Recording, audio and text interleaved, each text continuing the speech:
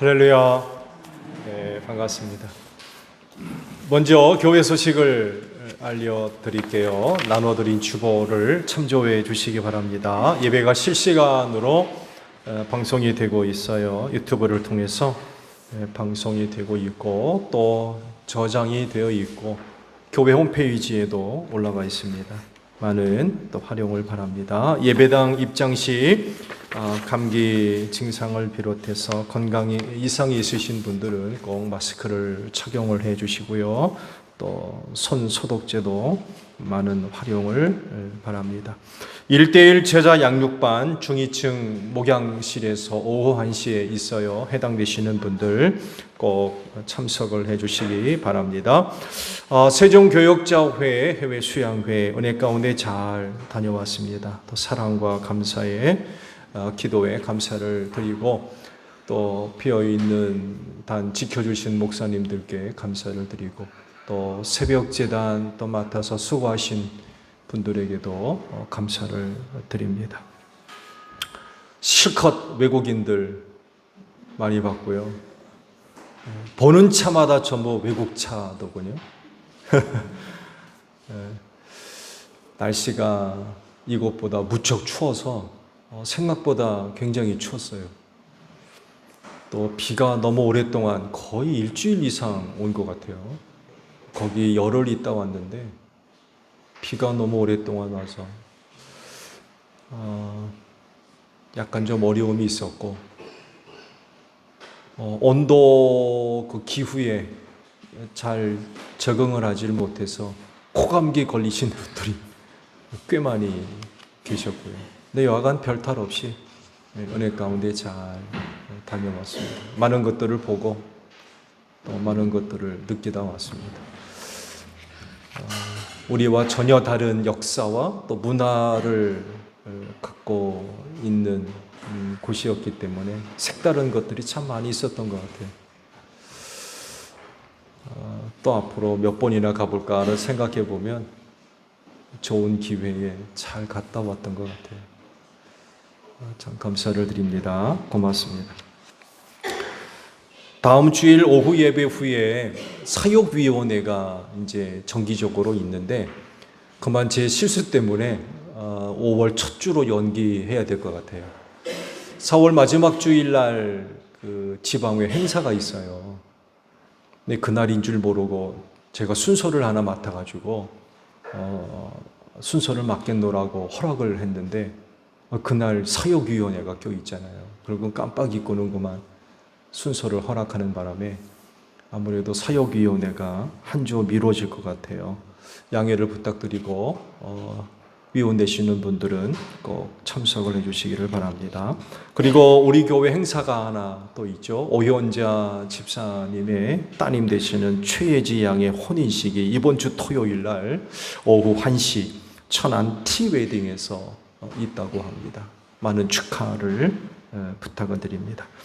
지방회에 남전도회 연합회 순회 예배가 오늘 광정교회에서 있다고 연락이 왔어요. 한마음 팀원들 기억을 해 주시기를 바랍니다. 그리고 서울신학대학교 총동문대회가 월요일부터 수요일까지 강원도에서 열리게 됐습니다. 이번에도 우리 지방회에서 전체적으로 참여하게 됐는데 저는 참석하지 못할 것 같아요. 기도 부탁을 드립니다. 자, 옆에 있는 분들과 인사합시다. 주 이름으로 사랑합니다. 은혜 많이 받읍시다. 네. 자, 우리 다 함께 경배 찬양 부르며 아버지 앞에 나아갑니다.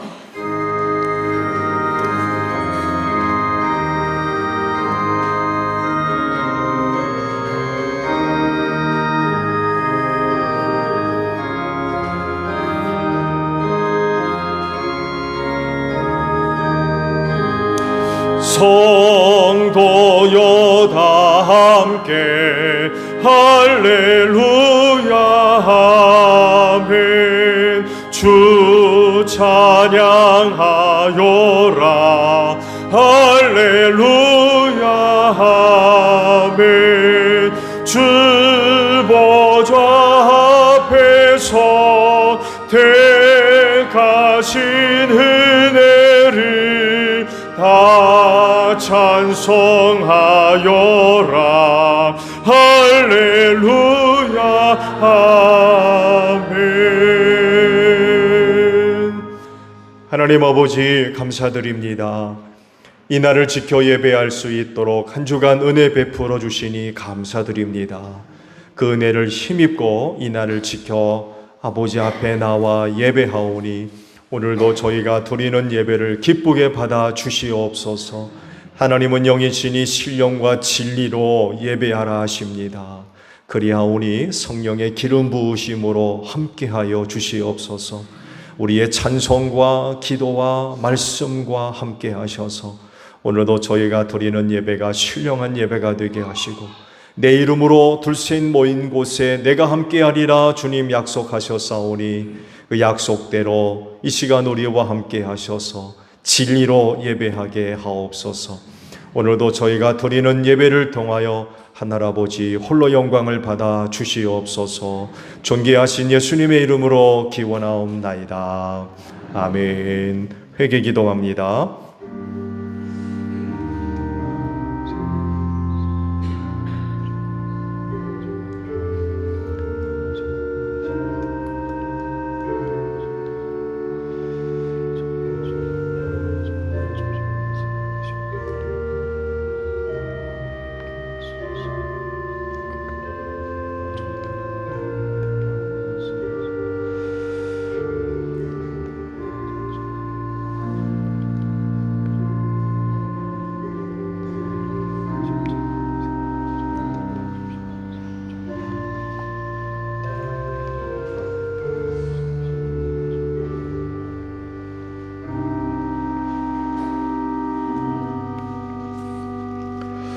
오라 우리가 서로 변론하자. 너희 죄가 주홍 같을지라도 눈과 같이 희어질 것이요 진홍같이 붉을지라도 양털같이 되리라.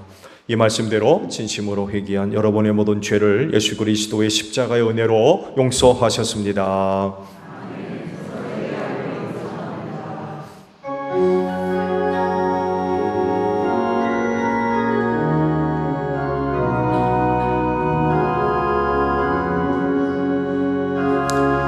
보혈을 지나 하나님 품으로 보혈을 지나 아버지 품으로 보혈을 지나 하나님 품으로 한 걸음씩 나가네. 존귀한 주 보혈이 내 영을 새롭게 하시네. 존귀한 주 보혈이 내 영을 새롭게 하네.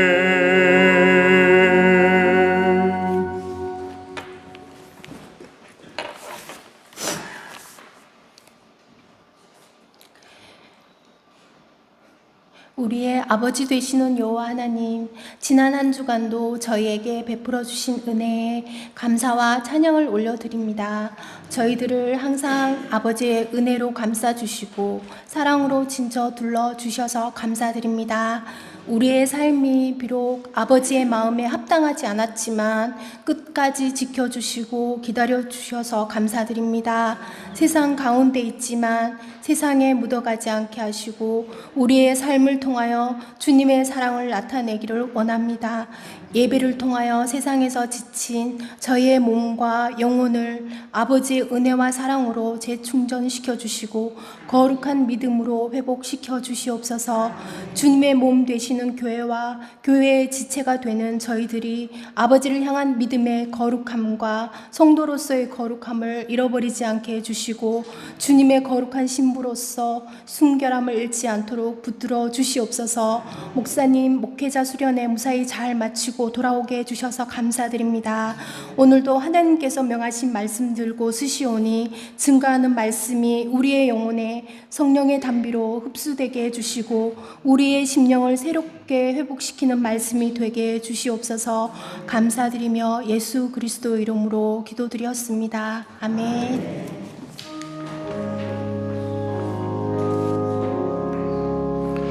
우리 기도를 들어주시고 주님의 평화를 내려주소서. 아멘.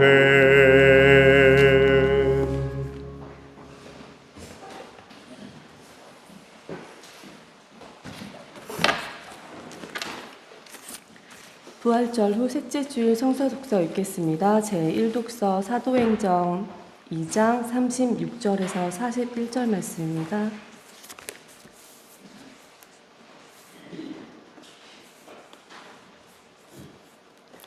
그러므로 이스라엘 온 집안은 확실히 알아두십시오. 하나님께서는 여러분이 십자가에 못 박은 이 예수를 주님과 그리스도가 되게 하셨습니다.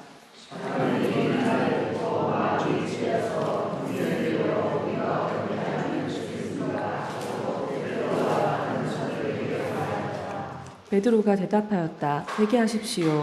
그리고 여러분 각 사람은 예수 그리스도의 이름으로 세례를 받고 죄 용서를 받으십시오. 그리하면 성령을 선물로 받을 것입니다.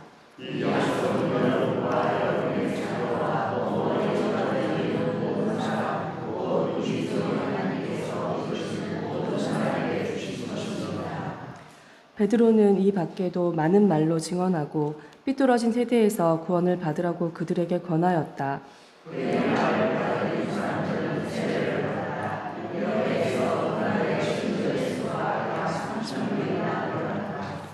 제2독서 베드로전서 1장 17절에서 23절 말씀입니다. 베드로전서 1장 17절에서 23절 말씀입니다. 그리고 사람을 겉모양으로 판단하지 않으시고 각 사람의 행위대로 심판하시는 분을 여러분이 아버지라고 부르고 있으니 여러분은 나그네 삶을 사는 동안 두려운 마음으로 살아가십시오.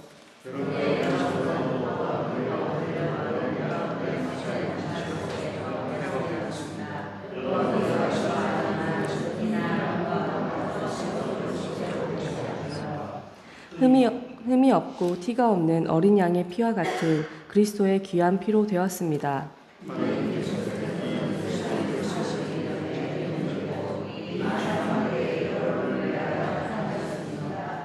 여러분은 그리스도 말미암아 하나님을 믿고 있습니다. 하나님은 그리스도를 죽은 사람 가운데서 살리시고 그에게 영광을 주셨습니다. 그래서 여러분의 믿음과 소망은 하나님을 향해 있습니다.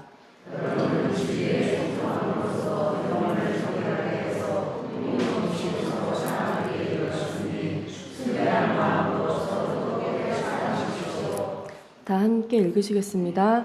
여러분은 다시 태어났습니다. 그전 썩은 씨로 그렇게 된 것이 아니라 곧 영원하신 하나님의 말씀으로 그렇게 되었습니다.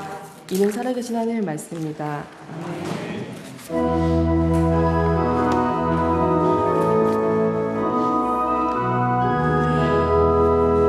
주님의 귀한 말씀은 목마른 사막길에서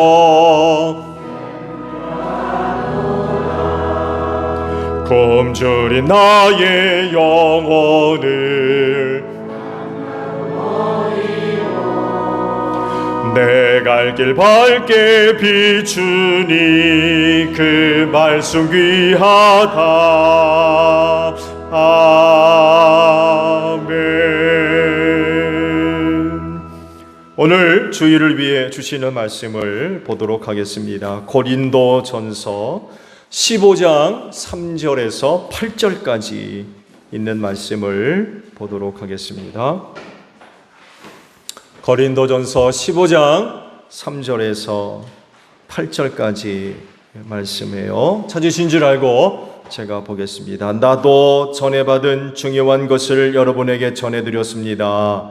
그것은 곧 그리스도께서 성경대로 우리 죄를 위하여 죽으셨다는 것과 무덤에 묻히셨다는 것과 성경대로 사흔날에 살아나셨다는 것과 게바에게 나타나시고 다음에 12 제자에게 나타나셨다고 하는 것입니다. 그 후에 그리스도께서는 한 번에 500명이 넘는 형제 자매들에게 나타나셨는데 그 가운데 더러는 세상을 떠났지만 대다수는 지금도 살아 있습니다. 다음에 야고보에게 나타나시고 그 다음에 모든 사도들에게 나타나셨습니다. 그런데 맨 나중에 다리 차지 못하여 난자와 같은 나에게도 나타나셨습니다. 아멘. 오늘도 이 날을 지켜 하나님께 예배하시는 여러분 모두에게 부활의 소망이 충만하기를 축복합니다. 네, 감사합니다. 기독교 신앙의 중심에는 예수님이 계세요. 왜냐하면 그곳에서 세상 구원이 일어나기 때문에 그렇습니다. 세상을 향하신 하나님의 뜻은 구원에 초점이 맞춰져 있죠. 이것을 성경이 친히 증거를 하고 계십니다.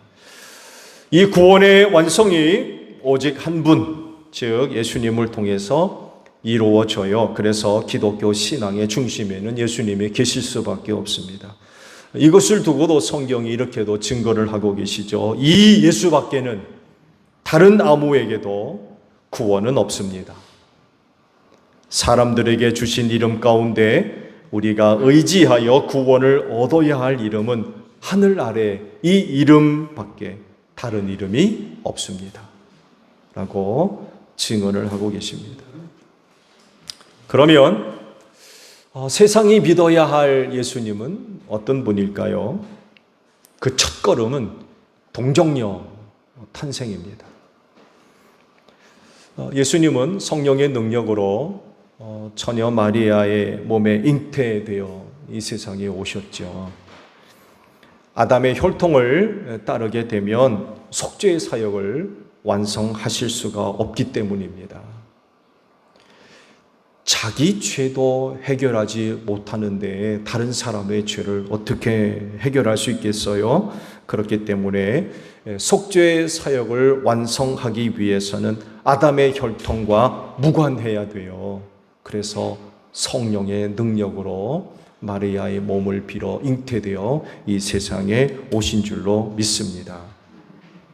그 다음으로 믿어야 될 건 본디오 빌라도에게 고난을 받으시고 십자가 별세하셨다는 거예요. 그리고 무덤에 묻히셨다는 것입니다. 이 죽음은 예수님 자기 죄 때문에 죽은 죽음이 아니죠. 죄인을 대신해서 죽은 죽음입니다.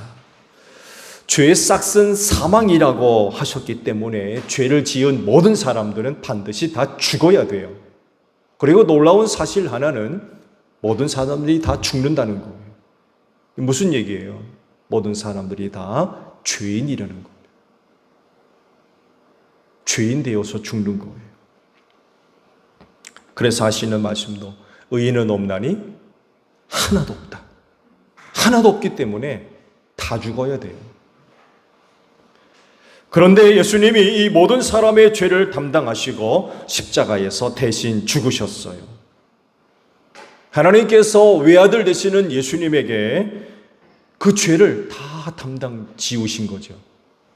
그래서 예수께서 모든 사람의 모든 죄를 다 담당하시고 십자가에서 죽으신 줄로 믿습니다. 그 다음으로 믿어야 될 내용, 부활이에요. 예수님은 그렇게 죽으심으로 끝나지 않았어요. 다시 살아나셨어요. 하나님이 살려내셨어요. 이것이 부활입니다. 사람은 죽으면 끝이에요. 가정의 달을 맞이해서 이 죽음과 관련된 메시지를 준비하고 있어요. 그때도 말씀을 드리겠습니다만 해도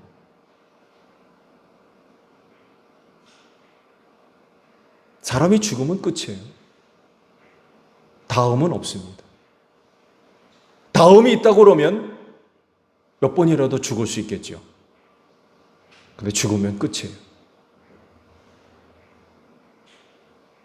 참 비극적인 일이죠.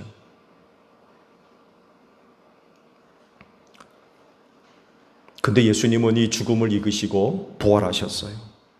왜냐하면 그렇게 부활하셔야 모든 죄와 사망을 해결하셨다는 확증이 될 수 있기 때문에 그래요. 부활하지 않았다면 예수님은 죄를 사하고 사망 권세를 이길 수 있는 그런 분임을 확증할 수가 없어요. 근데 부활하셨다는 것은 그분이 모든 죄를 해결하시고 사망의 문제도 해결할 수 있다는 것을 확증하신 것입니다. 만약 예수님이 부활하지 않았다고 하면 예수님을 믿어야 할 이유가 있나요? 여러분, 무슨 이유 때문에 예수 믿으세요? 왜 예수 믿으십니까? 그리고 세상 모든 사람들이 왜 예수를 믿어야 되죠?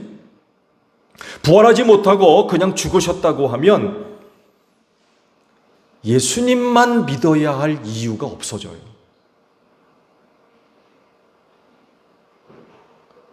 그런데 부활하셨기 때문에 믿어야만 합니다. 그리고 그분만 믿어야만 해요. 왜? 예수님만이 죄와 사망의 문제를 해결하실 수 있는 유일한 분이기 때문입니다. 그리고 이 부활은 단순하게 죽었다가 산 게 아니죠. 오늘날에도 죽었다가 살아난 사람들이 있죠. 그렇죠?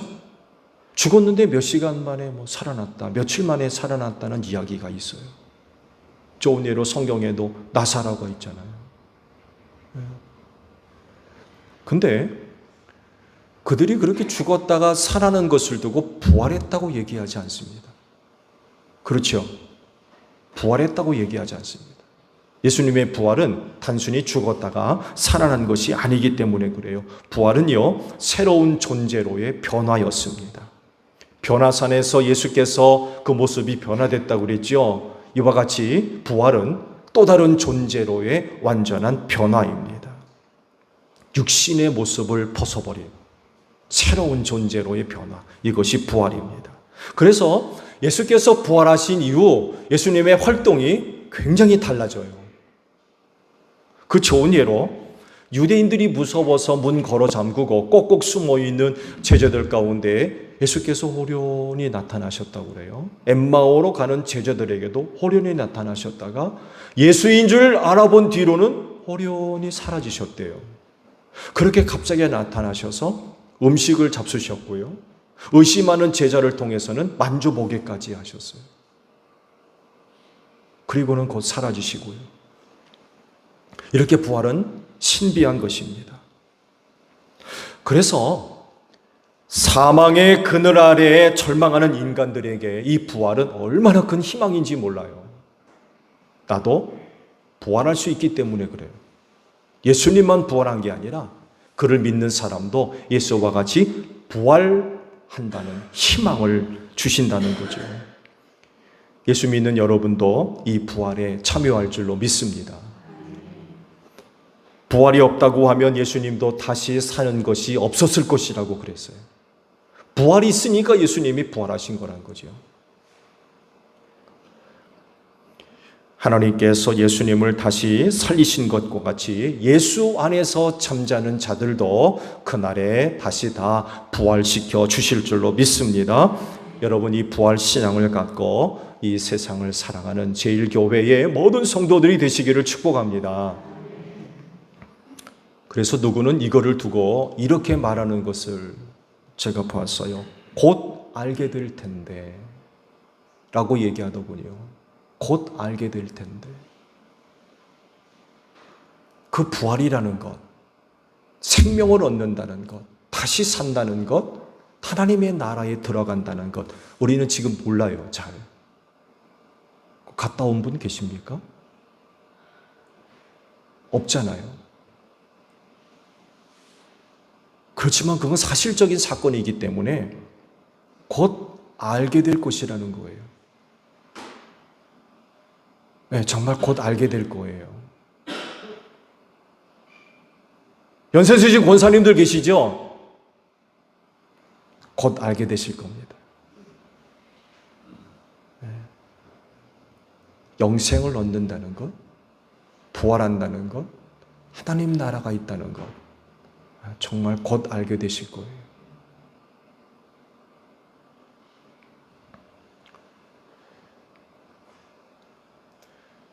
그리고 이 부활이 사실이라는 것을 그 당시 많은 사람들이 경험을 했었대요.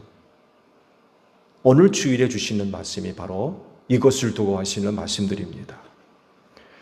바울의 증언이죠. 오늘 주일에 주신 본문 말씀은 예수님의 죽으심과 부활과 관련된 사도 바울의 증언입니다. 왜? 자신도 경험했기 때문에 그래요. 그러니까 부활은 사실이었다는 거죠. 그거 누가 꾸며낸 얘기가 아니라는 거. 가짜 소문이 절대로 아니라는 거. 사실대로 죽으셨고 사실대로 무덤에 묻히셨으며 사실대로 사흘 날에 다시 살아나셨다는 거예요. 그거 진짜라는 거예요. 이 증언에서 사도 바울이 중요하게 여기는 부분은 부활이죠. 그리고 이 부활에 대해서 상당 부분 할애해서 말씀을 증언하고 있습니다. 왜냐하면 신비한 사건이었기 때문에 그래요. 놀라운 사건이기도 했지요. 그 증언의 내용을 보게 되면 예수님의 부활을 순서적으로 쭉 기록하고 있는 것을 우리가 발견할 수 있죠. 먼저 계바인 베드로에게 보여주셨대요. 이 말씀을 보게 되면 문득 떠오르는 사건이 있죠. 부활 첫날 예수의 무덤을 찾아갔던 몇몇 사람들 중에 누가 있었어요? 베드로가 있었잖아요. 먼저 계바였던 베드로에게 보여주셨고 그 다음으로 12 제자에게 보여주셨고 심지어는 그 다음에 한 번에 500여 명에 이르는 성도들에게 부활의 모습을 보여주셨다고 그래요. 야고보에게 보여주셨고 그 다음에 모든 사도들에게도 또 보여주셨으며 마지막으로 달이 차서 나지 못한 자와 같은 나 바울에게도 보여주셨다라고 기록을 하십니다. 사도 바울의 이와 같은 부활 증언은 자신의 경험 때문이죠. 다마스쿠스로 가는 그 길에서 부활의 예수를 만나지 않았습니까? 아마 이것을 배경으로 갖고 있는 것 같아요.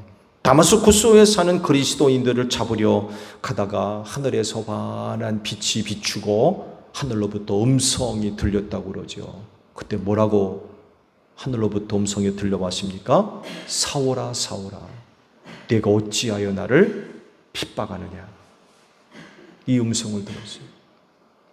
아시듯이 바울이 되기 전 이름이 사울 아닙니까? 사울.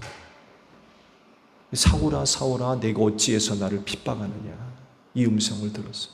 그러자 주님 누구십니까? 라고 할 때 뭐라고 말씀하세요? 나는 내가 핍박하는 예수다.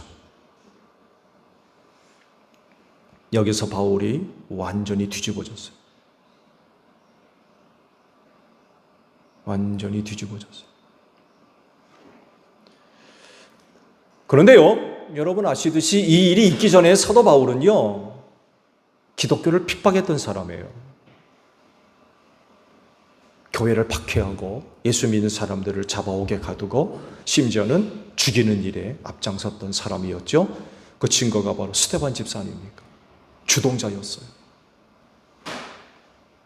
무서운 사람이었습니다.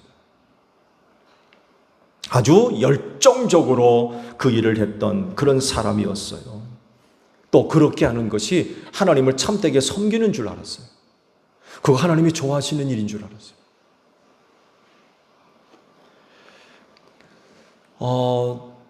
바울이 된 사울에게 있어서 교회와 그리스도인들은 사기꾼들이었어요.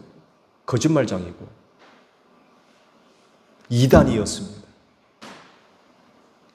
왜냐하면 당시 예수님의 죽음을 둘러싼 소문들이 있었는데 예수의 제자들이 예수의 시신을 훔쳐가고는 부활했다더라 라는 소문이 나고 있었거든요. 이 소문을 바울이 익히 잘 알고 있었을 겁니다. 그리고 그 소문을 믿었을 거예요. 왜? 부활이 어디 있어요? 죽은 사람의 부활이 어디 있느냐 말이에요. 그거 믿을 수 있어요? 죽은 사람이 어떻게 살아요? 자연의 질서입니다. 법칙이고 이거 어길 수 없어요. 다 죽어야 되거든요. 근데 죽었다가 부활했다고 그러니까 그런 게 어디 있느냐 말이에요.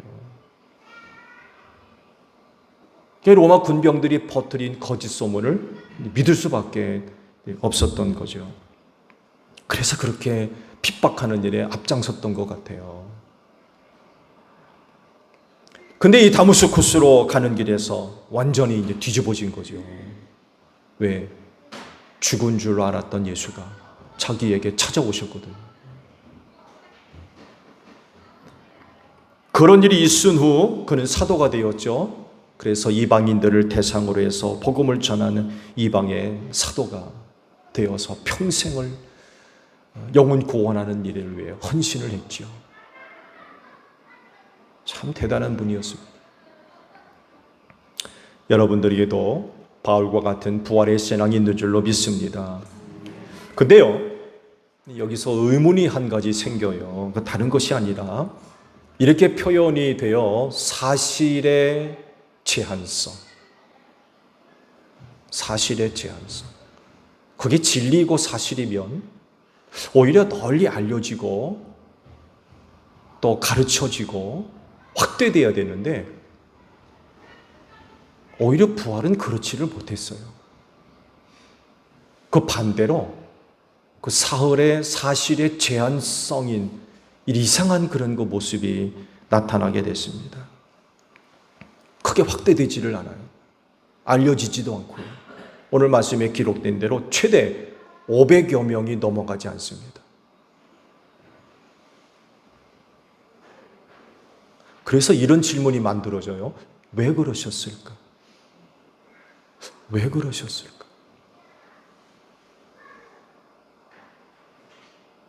왜 그랬다고 생각하십니까?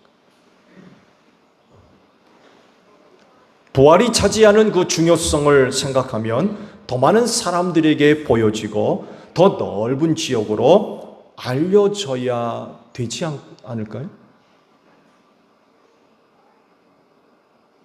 그 부활의 중요성을 생각하면 그렇게 돼야 되지 않겠습니까?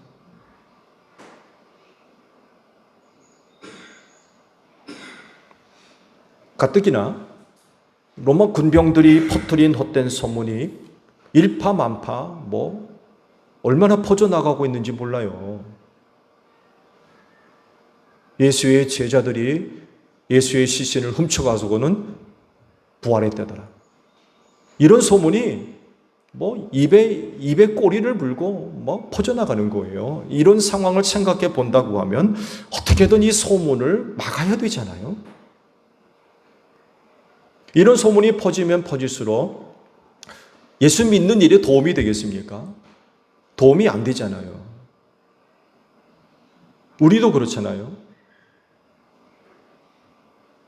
어떤 이야기를 듣게 되면 그 다음에 진실에 관한 이야기를 들어도 우리 안에 생기는 게 뭐예요? 의심 먼저 들어요. 의심 먼저. 왜? 먼저 들었던 게 있거든요. 그러다 보니까 쉽게 동의가 안 돼요. 처음 듣는 것이라면 모르겠는데 이미 벌써 들었기 때문에 동의가 쉽지 않아요. 의심이 먼저 들어요. 이런 것들을 생각해 본다면 어떻게든 예수의 부활이 많은 사람들에게 보여지고 더 넓은 지역으로 확대가 되어야 되는데 최대 500여 명이에요. 그리고 끝났어요.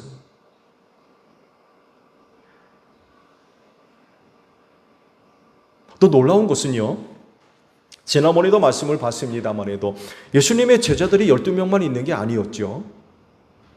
요한의 제자들보다도 더 많아졌다고 그랬어요.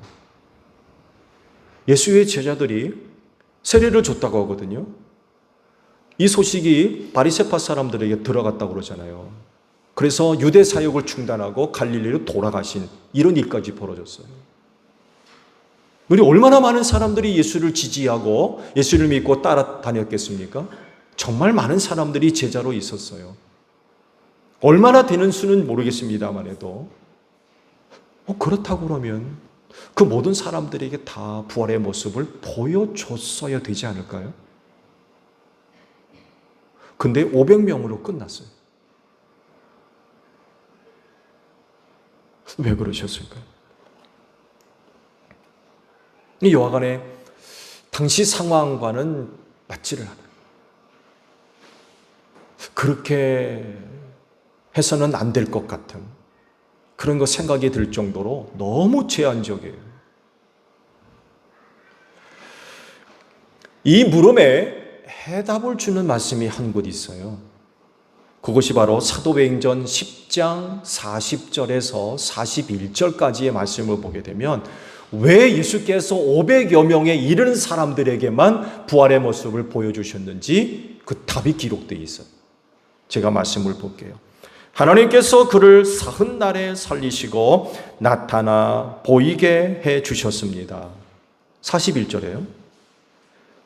그를 모든 사람에게 나타나게 하신 것이 아니라 하나님께서 미리 택하여 주신 증인인 우리에게 나타나게 하셨습니다. 그가 죽은 사람들 가운데서 살아나신 뒤에 우리는 그와 함께 먹기도 하고 마시기도 하였습니다. 이런 말씀이 있어요. 그러니까 하시는 말씀은 이겁니다. 즉 부활하신 모습을 보여준 사람들은 하나님이 미리 선택했던 사람들이었다는 거죠. 그 선택한 사람들이 누구였느냐? 예수의 증인이 될 수 있는 사람들이었어요. 이런 사람들에게만 보여주셨어요. 아무나 누구에게나 보여주신 게 아니었어요. 이름을 알지 못하는 수많은 예수의 지지자들, 예수를 따랐던 제자들, 그들 모두가 다가 아니었어요. 예수의 증인이 될 수 있는 사람들에게만 보여주셨던 거예요.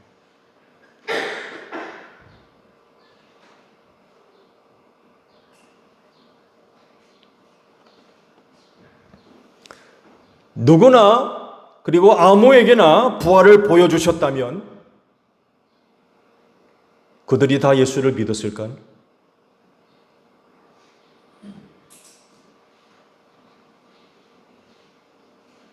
누구나 아무나 볼 수 있다고 하면 예수의 증인이 될 수 있을까요? 그렇지 않습니다. 그건 벌써 예수님의 생애가 보여주잖아요. 우리에게 오셔서 기적을 행하시고 표적을 보여주셨지만 믿지 않는 사람들이 더 많았어요. 고향 사람들은 말할 것도 없고요. 심지어는 예수님의 동생들까지도 예수를 믿지 않았습니다. 이상한 소문이 났잖아요. 예수가 귀신 들렸더라, 미쳤다는 얘기를 듣고는 예수를 잡으러 다녔다고 했어요.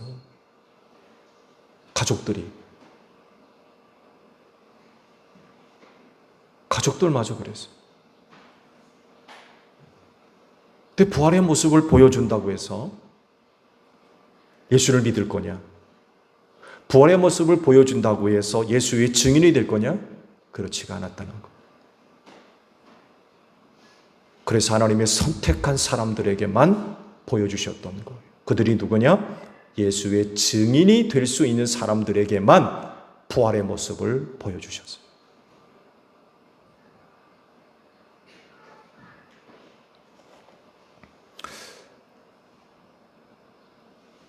하나님이 일하시는 아주 독특한 방법인 것 같아요. 그 많은 민족 가운데 아브라함의 후손 이스라엘 백성들만 선택하셨죠.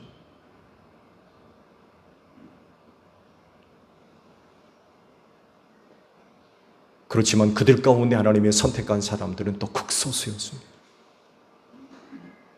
그 가운데 특별한 사람들에게만 성령을 주셨었고요. 좋은 예로 보세요. 이집트에서 나온 이스라엘 백성들 60만 다 가나안 땅에 들어갔나요? 출애굽 1세대 2사람만 빼놓고 다 광야에서 죽었습니다.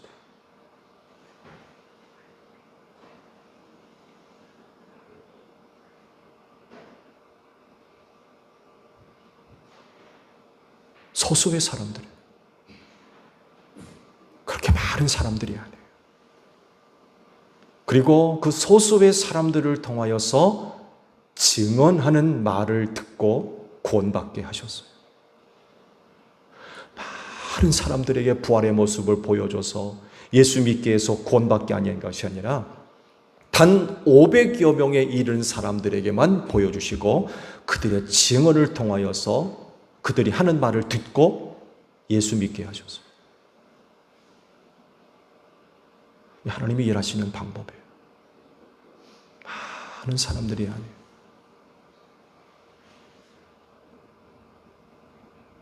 오늘 이 수에 내가 포함되어 있다고 생각하십니까?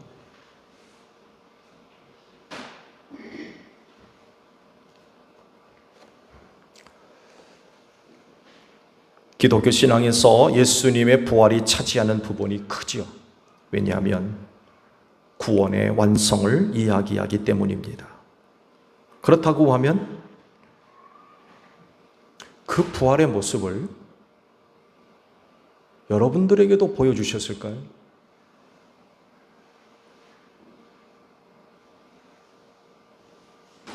내가 만약 그 동시대의 사람이었다고 하면 예수님은 나에게도 부활의 모습을 보여주셨을까요? 어떻게 생각하세요?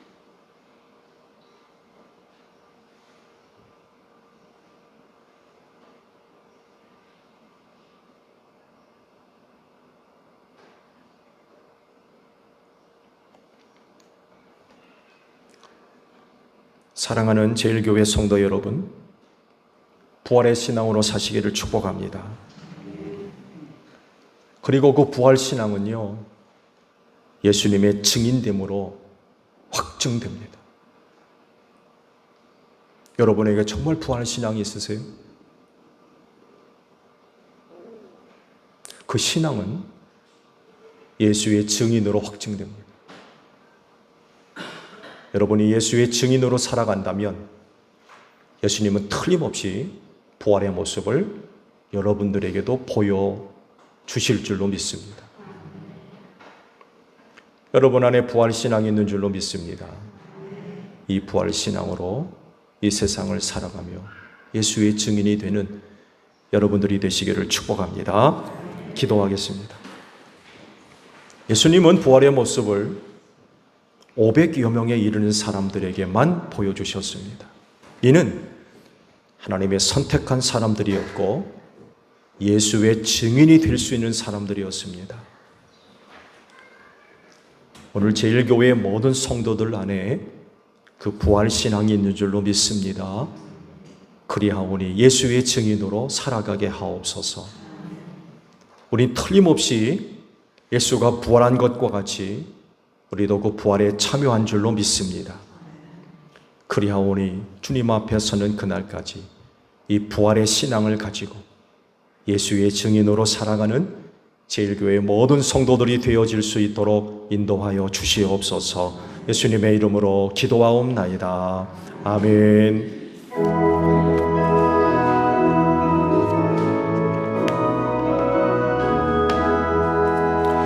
낮에는 구름 기둥과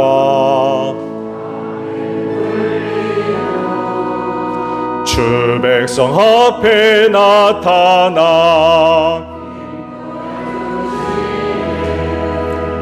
하늘의 깊은 지혜를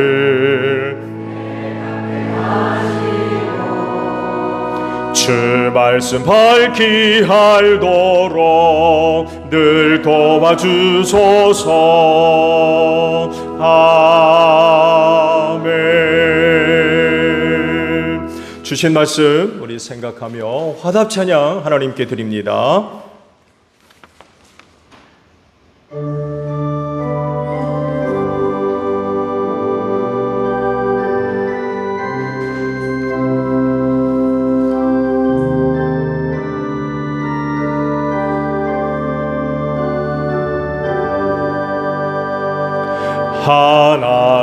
하나님의 독생자 예수 날 위하여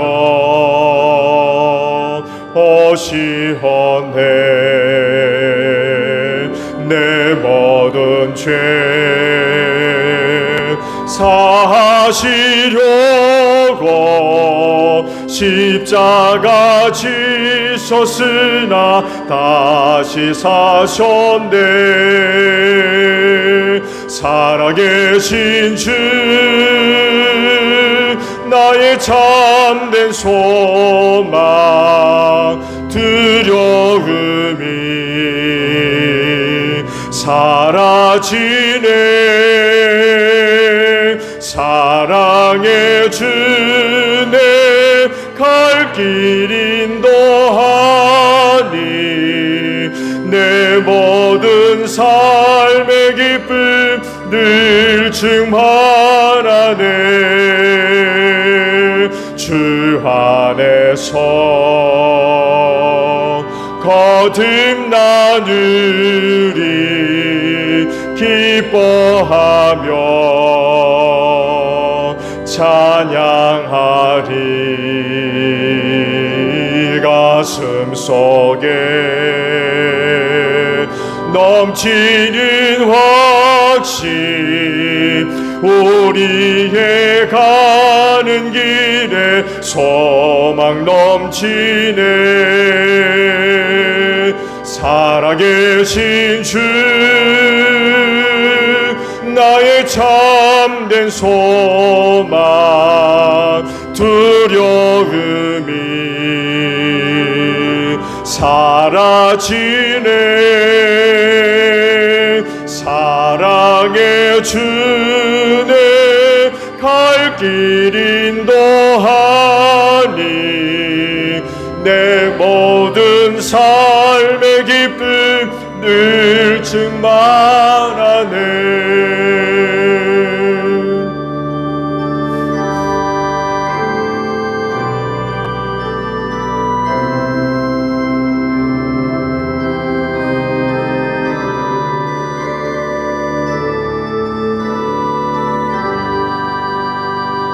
선한 싸움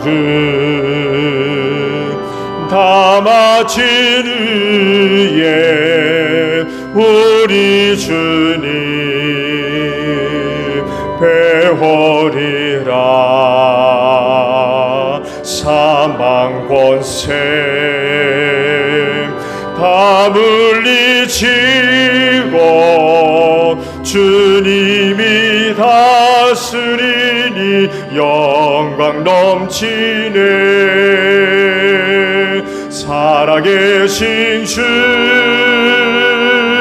나의 참된 소망 두려움이 사라지네.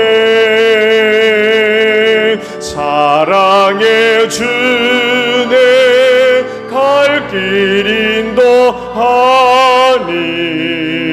내 모든 삶의 기쁨 늘 충만하네.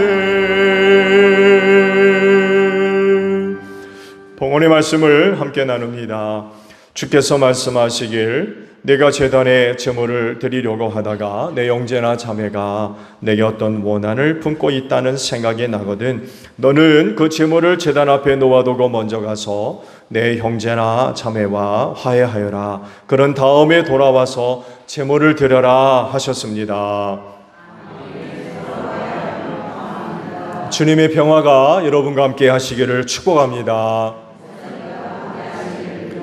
화의를 이룬 증거로 주변 교우들과 평화 인사를 나눕시다. 샬롬.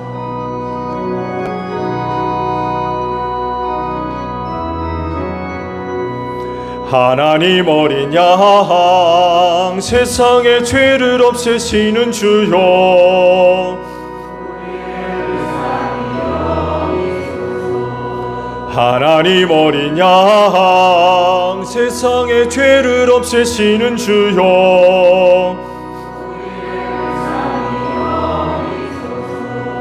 하나님 어린 양 세상의 죄를 없애시는 주여, 우리에게 평화를 주소서. 여러분, 성경이 이르기를 각자 마음에 정한 대로 해야 하고 아까워하면서 내거나 마지못해 사는 일은 없어야 합니다. 하나님께서는 기쁜 마음으로 내는 사람을 사랑하십니다 라고 하셨습니다.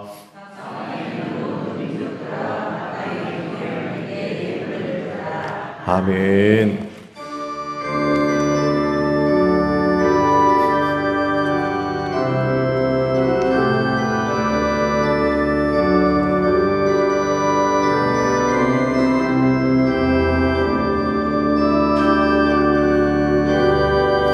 주 예수 내가 알기 전 날 먼저 사랑했네.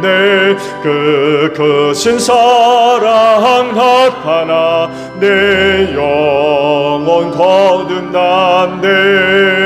주 내 맘에 늘 계시고 나 주의 안에 있어. 저 포도비유 같으니 참 좋은 나의 친구. 내 친구 되신 예수님 날 구원하시려고 그 귀한 몸을 버리사 내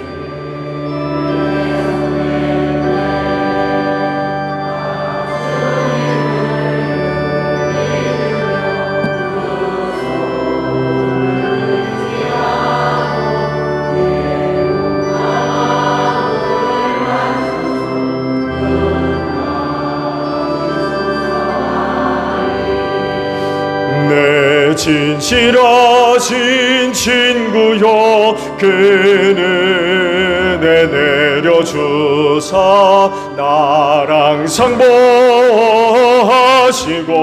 내 방패 되옵소서. 그 풍성한 참 사랑을 능히 끊을 소냐. 날 구원하신 예수는 참 좋은 나의 친구. 하나님 감사합니다. 한 주간 하나님의 은혜로 살았음을 고백합니다. 나의 연약함을 아셔서 붙잡아 주심으로 여러 가지 어려운 일이 있었지만 쓰러지지 않게 하시고 넘어지지 않게 하시며 굳게 세워주셔서 감사합니다. 부족한 것 아시고 또 필요한 것 아셔서 채워주시고 공급해 주셔서 감사합니다. 우리의 영혼 구원을 위하여 쉬지 아니하시고 일하시는 하나님의 은혜로 말미암아 우리 살았습니다. 앞으로도 우리는 그런 은혜로 살 줄로 믿습니다.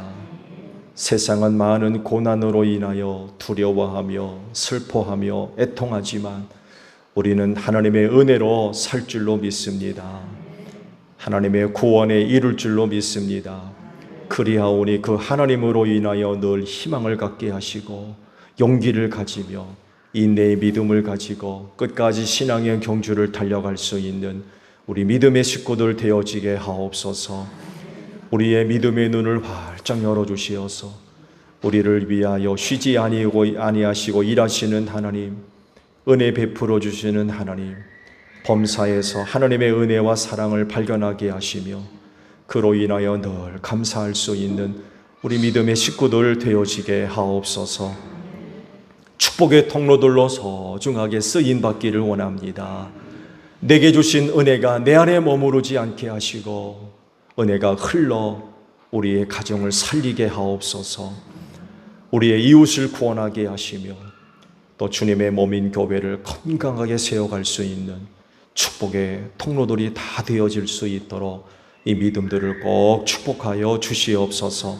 피땀 흘린 예물 드렸습니다. 기쁘게 받으시고 오직 하나님의 영광과 뜻을 이루는 데 소중하게 사용될 수 있도록 성령께서 귀한 길로 인도하여 주시옵소서. 감사드리며 예수님의 이름으로 기도하옵나이다. 아멘. 파송 찬송합니다.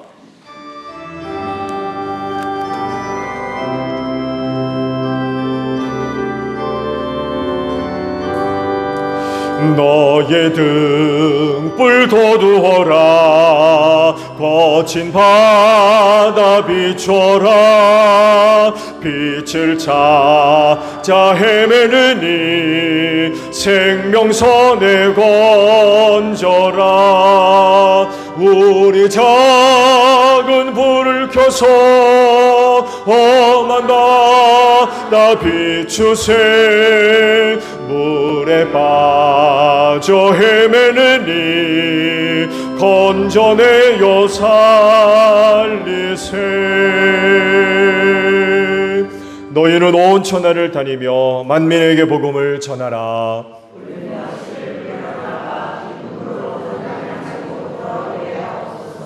아멘. 지금은 우리 주 예수 그리스도의 은혜와 하나님 아버지의 극진하신 사랑하심과 성령님의 교통하심이 주의를 지켜 아버지 앞에 예배하는 심령들 위해 영원히 함께 하시기를 축원하옵나이다. 아멘.